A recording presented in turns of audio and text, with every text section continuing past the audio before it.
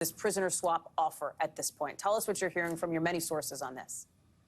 Well, right now in Cambodia, you've got the two major players now, Secretary of State Blinken and Sergei Lavrov, the foreign minister from Russia. They're at the same meeting. They've finished their dinner, so they're down for the night. And I was just advised that there is no plan for them to meet and talk about anything about Ukraine or about Griner. That could always change. We'll see what happens by the morning. And earlier I was talking to Terry Jackson of the WNBA Players Association, who said that her message to Secretary Blinken is get these wheels in motion, start these talks for a prisoner swap.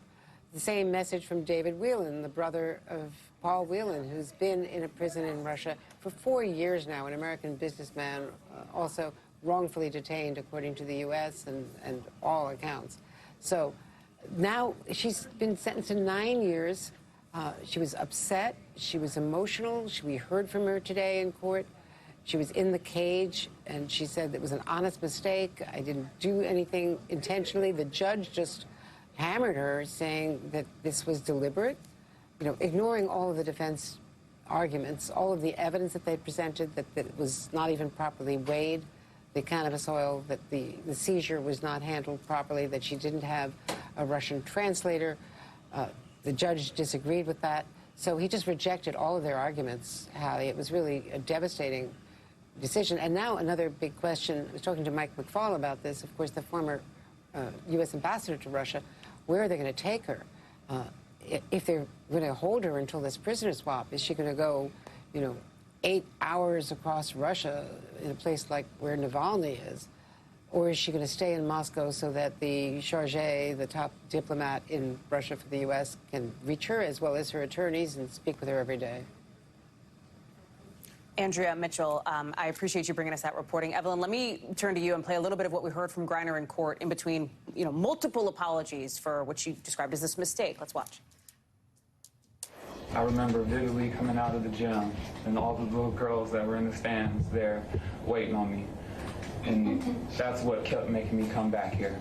I made an honest mistake, and I hope that in your ruling that it doesn't end my life here.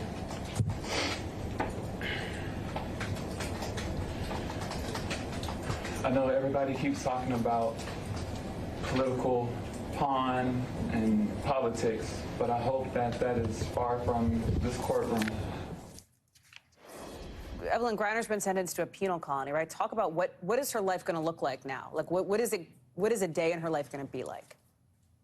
Well, Hallie, we've heard from other Americans who have been held in prisons by the Russian government. Most recently, Trevor Reed, who gave really dramatic interviews about what the conditions were like. The food is terrible. It's poor in nutrition, poor in quality, oftentimes kind of rotten. They don't have, she's not going to have the best opportunities physically for exercise, and we know that her bed was too short for her up to this point. I don't know whether they actually remedied that before, but I'm doubtful that they're going to have a proper situation for her immediately wherever they send her.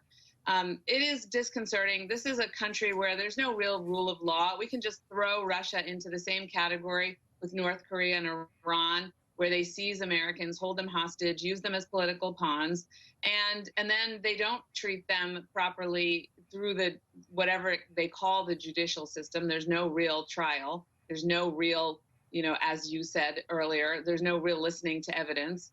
The case is already decided before they even go into trial. What do people need to know about this, Evelyn, that hasn't been part of the discussion around Brittney Griner and her case today? And by the way, Paul Whelan.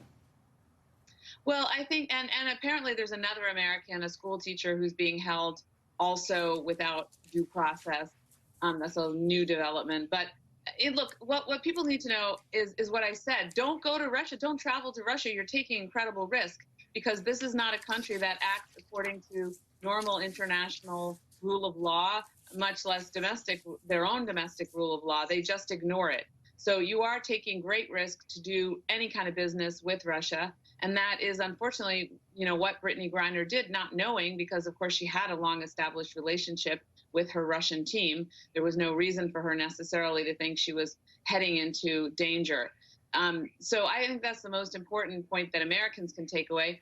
The other aspect of it is, you know, we really have to come up with a stronger policy, and I know the Biden administration is working on this, to protect Americans all over the world, because Russia's not the only country that's holding Americans in cases like this. And we have to get them all back. Austin Tice from Syria, where Russia also has influence, many others. Evelyn Farkas, thank you. Andrea.